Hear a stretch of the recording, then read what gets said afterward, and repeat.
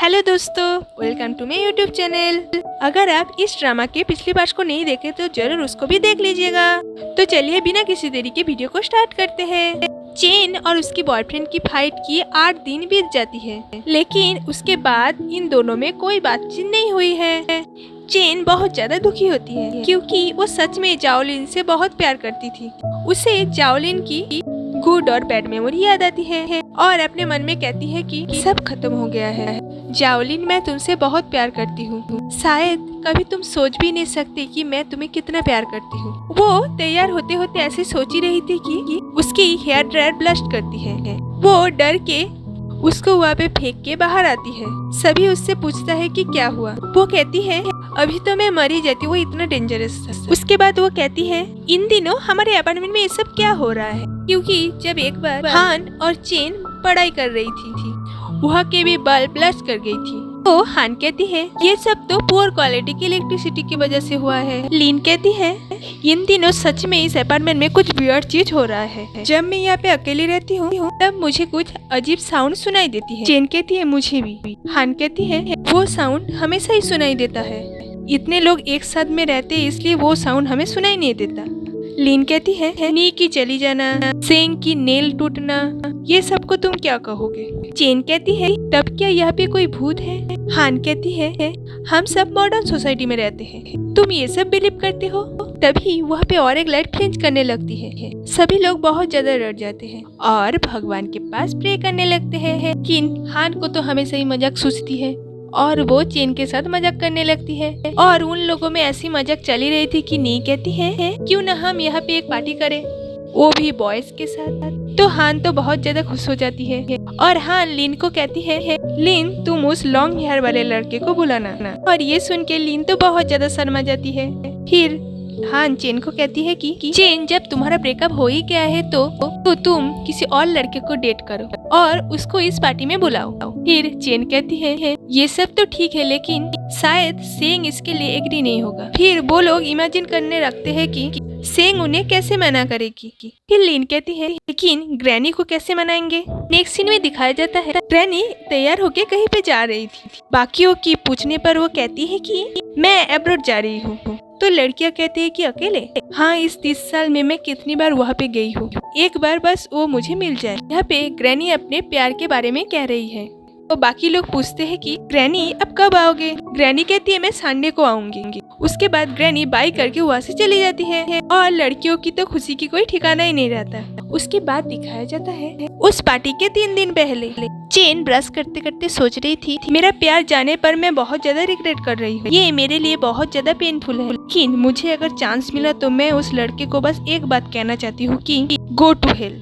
उसके बाद वो बहुत ज्यादा तैयार होके घर से बाहर जाती है और सोचती है जाओलिन जब हम लोग एक साथ में थे हमारे 2nd एनिवर्सरी में जब तुमने मुझे फ्री का गिफ्ट दिया था और मेरा गिफ्ट देख के तुम्हें कोई गिल्टी फील नहीं हुआ। वो कितना ज्यादा एक्सपेंसिव था, उसको बाई करने के लिए मैं पूरी मंथ वेट किया कि कब वो 70% डिस्काउंट में आएगा, तब जाके मैंने उसे खरीदा और तुम मुझे एक फ्री का गिफ्ट दे। और ऐसे ही गुस्से में वो बाहर चली जाती है और बस में भी वो अपने मन में ऐसे ही गुस्सा कर रही थी और जोर से बोल देती है कि तुम एक गधे हो। बस के सारे लोग उससे डर के साइड हट जाते हैं और वो तो ऐसे ही गुस्सा कर रही थी। उसके बाद लीन के क्लासरूम में ब्रेकअप के बाद के सिचुएशन के बारे में पढ़ाया जाता है, जैसे पहले गुस्सा, उसके बाद डिप्रेशन और उसके बाद कॉम्प्रोमाइज। और एक टाइम ऐसा आएगा जब दोनों इस रियलिटी को एक्सेप्ट कर लेंगे और टीचर ऐसे ही प्यार के बारे में बात करने लगते हैं और हमारी लीन किंग को देख देख के शर्मा रही होती है। उसके बाद क्लास खत्म होता है। यंग लीन के पास आता है और कहता है कि क्या तुम्हें फीवर है। लीन कहती है तुम मेरे साथ इतना मजाक मत करो, कोई हमको देख के गलत समझ सकता है।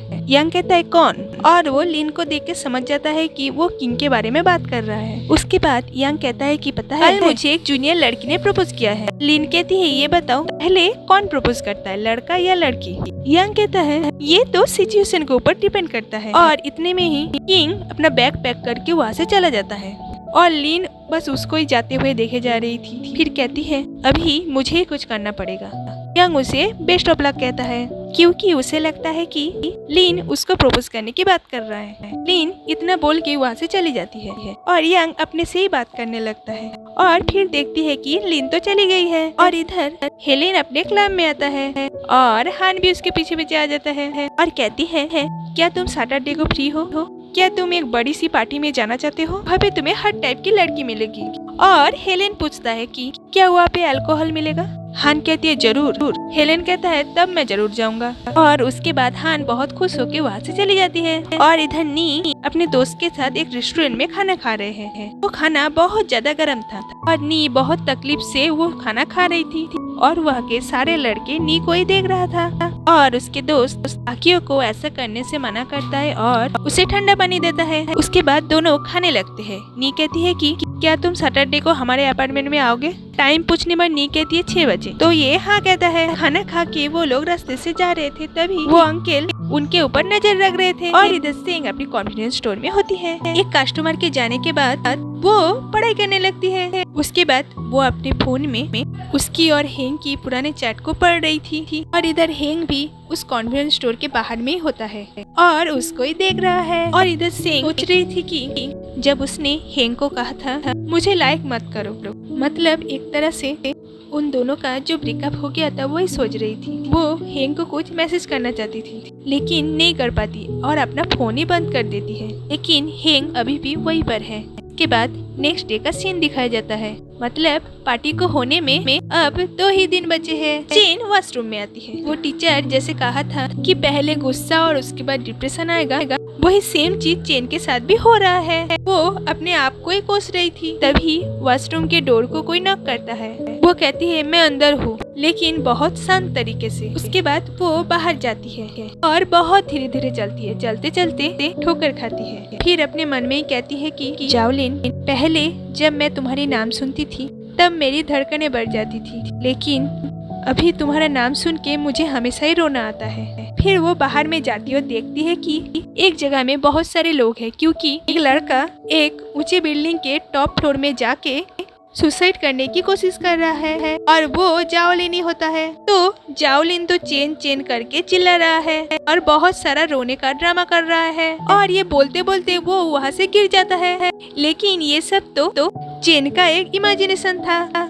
असल में तो वहाँ पे एक लड़की थी जो कि सुसाइड करने की कोशिश कर रही थी। और फिर से वो एक इमेजिन करती है कि जाओलिन की हाथ टूट गई है, सर फूट गई है और वो रास्ते में बहुत ज्यादा रो रहा है और दूसरों के पैर में गिर के चेन के जाने का दुख मना रहा है। चेन इस इमेजिनेशन से बाहर आती है कि और एक नया इमेजिनेशन करने लगती है जिसमें जाओलिन सुसाइड कर रहा है और वो सुसाइड कर भी लेता है। और इधर चेन दौड़ के उसके बिल्डिंग तक आता है। लिफ्ट में कोई होता है तो सीढ़ियों से ऊपर जाने लगता है। वो जाओलिन के रूम के पास आके देखता है कि जाओलिन का तो कोई दुख ही नहीं है, वो तो अच्छा सा खाना मंगवाया है।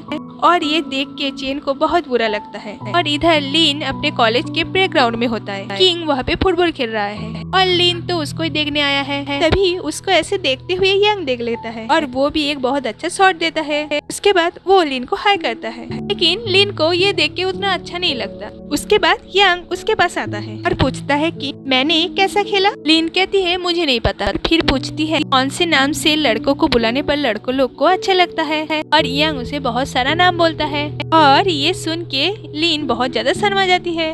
उसके बाद लिन वहाँ से चली जाती है और यंग को अभी भी लगता है कि लिन उसके बारे में बात कर रहा है और ये सब सोच के वो बहुत ज्यादा खुश हो जाता है। उसके बाद हान रास्ते में 2 लड़कों से मिलता है जिनको वो पहले से ही जानती थी, तो वो उन दोनों को भी पार्टी के लिए इनवाइट कर लेता है और वो दोनों लड़का भी मान जाता है। और इधर नी अपने दोस्त के साथ पार्टी के लिए शॉपिंग करने आती है। वो लोग बहुत सारा शॉपिंग कर लेते हैं और इधर रूम में सिंह ना कुछ काम कर रही थी तभी उसे हेंग के साथ बिताया हुआ पलों को याद करती है। उसके बाद वो दौड़ के वॉशिंग मशीन से अपना एक कपड़ा निकालता है जिसमें हेंग का दिया हुआ वो रिंग था। वो रिंग उसके लिए बहुत ज्यादा स्पेशल था, इसलिए वो उसे बहुत संभाल के रखती है। इसके बाद सिंह उस अपार्टमेंट से बाहर जा रही थी और इधर चेन रास्ते में होती है और वो सोचती है कि मैं विश करती हूँ कि मैं उसे पूरी तरह से भूल जाऊँ। और यही सब सोचते सोचते वो जा रही थी कि तभी सामने से सिंह आ जाती है और दोनों को बाय करके अपने रास्ते में चले जाते हैं। और इधर रूम में इनकी लिखी हुई पार्टी के लिए इन्विटेशन कार्ड हान पड़ती है जो कार्ड किंग के लिए होता है, लेकिन हान उस कार्ड को फाड़ देती है और कहती है तुम उसे फेस टू फेस जाके क्यों नहीं कहते। लिन कहती है बहुत ज्यादा हार्ड है, मैं नहीं कर सकती। और ये सुन के हान उसे सिखाने लगती है कि कैसे उसे किंग को पार्टी के लिए इन्वाइट करना होगा और बहुत ही अजीब तरीके से वो ये सब करता है। ये देख के लिन कहती है ये बिल्कुल सीड्यूस करने जैसा लग रहा है। उन दोनों में ऐसी बातें चल रही थी कि तभी चेन आती है। तो हान उससे पूछती है कि क्या तुमने किसी को डेट के लिए पूछा। चेन कहती है मैं भूल गई। हान बहुत गुस्सा हो जाती है और कहती है मैं तुम दोनों का क्या करूं। और गुस्से में नी को अपने रूम से बाहर आने के लिए कहता है। नी आती है तो वो नी के रूम में जाने लगती है। नी उसे रोकने की कोशिश करता है और उन दोनों का छोटा मोटा फाइट शुरू हो जाता है और जबरदस्ती हान उसके रूम में घुस जाती है। देखती है कि इसके रूम में पार्टी का बहुत सारा सामान है। उसके बाद वो चेन और लिन को कहती है कि नी से कुछ सीखो। नी कहती है मैं तुम्हें सरप्राइज देना चाहती थी, लेकिन तुम तो पहले ही सब कुछ देख लिए। इसके बाद हान कहती है नी ने अपना खुद का पैसा स्पेंड किया इस पार्टी के लिए और तुम दोनों। उसके बाद कहती है तुम दोनों को पनिशमेंट मिलेगी। अगर तुम दोनों कोई लड़के को पार्टी में नहीं लेके आए तो तुम दोनों को पनिशमेंट मिलेगी। चेन कहती इतनी जल्दी ऐसा पॉसिबल नहीं है। उसके बाद लिन कहती है कि पनिशमेंट क्या होगा। हान उन्हें बहुत ज्यादा डराती है और वो डर भी जाती है। उसके बाद नी कहती है अगर हम सभी अपना अपना पनिशमेंट एक पेपर में लिख देते हैं तो और एक बाउल में रख देंगे, वो हम पार्टी वाले दिन ही खोलेंगे, ये कैसा रहेगा। हान कहती है नहीं नहीं नहीं, इन दोनों में मुझे कोई विश्वास नहीं है, ये दोनों बहुत ही यूजलेस पनिशमेंट लिखेंगे।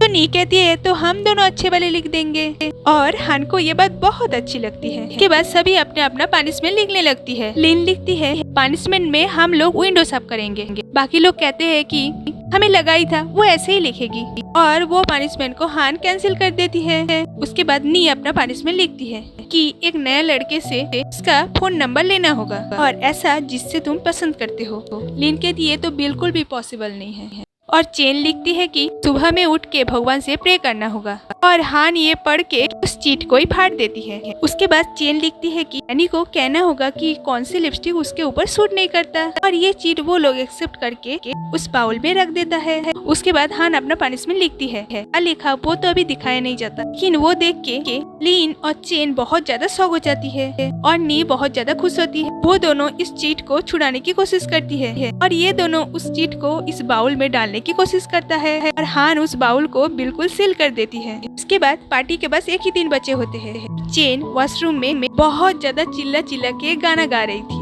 और इधर सेंग अपने रेस्टोरेंट में आती है और हेंग थोड़ा सा इंजर हो गई है। उसकी कली उसके लिए चिंता करता है।